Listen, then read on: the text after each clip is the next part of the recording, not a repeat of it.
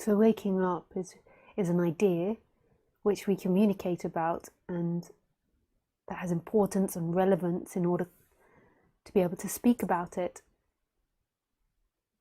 But right here, right now, which is what non-duality is pointing to and talking about, who wakes up? What wakes up in this moment?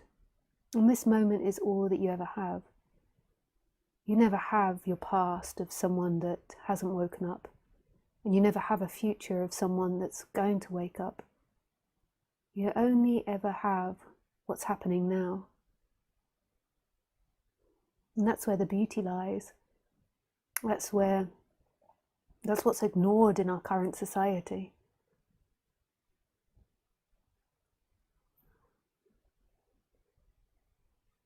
People aren't so interested in what is.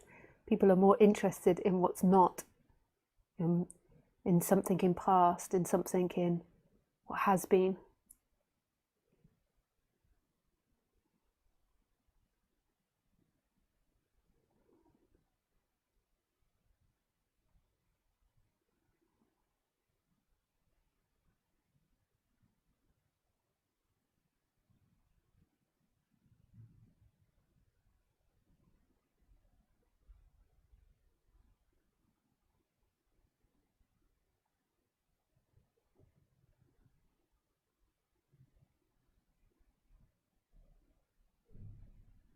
So this is all that's relevant in waking up.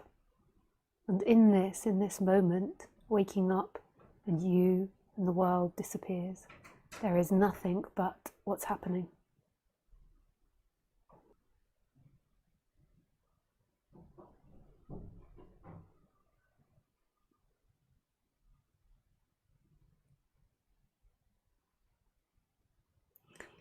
So what does waking up mean in the timeline when we discuss the personality structure and what seems to happen in time?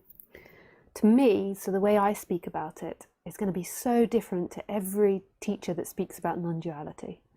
We get in our mind that it's all going to mean the same, but when you really explore the nature of words and the nature of meaning, you realize that it's impossible to know what other people are talking about. Somebody's version of waking up, or someone's version of love, or someone's version of expansion or freedom is always going to be totally different from other people's versions of it.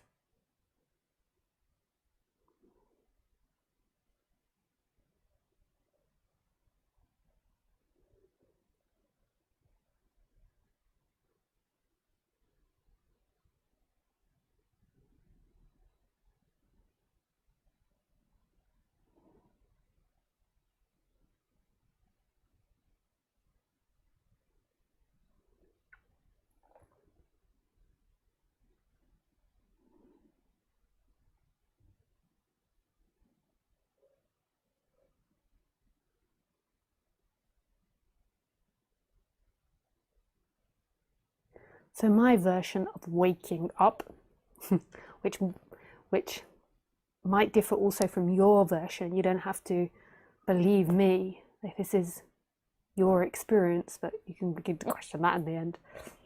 So my experience of non-duality is that there are many intellectual realizations that happen along the way, but my interpretation is that it's an energetic expansion. And that energetic expansion affects the personality structure, but it doesn't fix the personality structure, and it doesn't change necessarily the personality structure. It has an effect, and it doesn't make the person like super nice or super giving or not grumpy.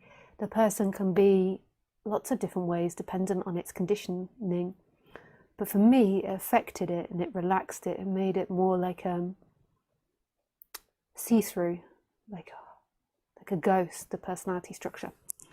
But the Lisa character still has issues, still has dynamics, still can be a pain in the ass, can get grumpy, can get snappy, can say mean things, can be passive aggressive, can be manipulative, all the things that every human is. She's really not above or below anybody. Maybe to you she is, but from here it's just the way she is. but there is this energetic expansion where that character, like it's like an energy thing. So prior to it, even though I'd had many realizations and many like mini awakenings, it kind of felt like consciousness, like what was looking, and the I am was inside the body looking out, and it had experiences, these shifts prior to it. But when this big shift happened, it sort of stopped, like Lisa stopped being the center, and then the center was everything, or there was no center and there was simply everything. And then Lisa carried on appearing in that, and she is embodying that. Like that realization, that shift is being more and more embodied through time and understood. But that's my experience of it. And yeah, and I found over the years, like it can be spoken about in so many different ways. Like for example, you could say there is no me, but then at the same time there is seemingly a me, and that's a confusing part to get your head around. And there is no others, but there's seemingly others. There is no choice, but there's seemingly choice. There is no doer, but there seems to be a doer. And then integrating that and understanding that is life, if all of our life's work. Yeah. And this consciousness and I am is absolutely empty. It's totally empty, and it's full simultaneously. Like it's full of everything.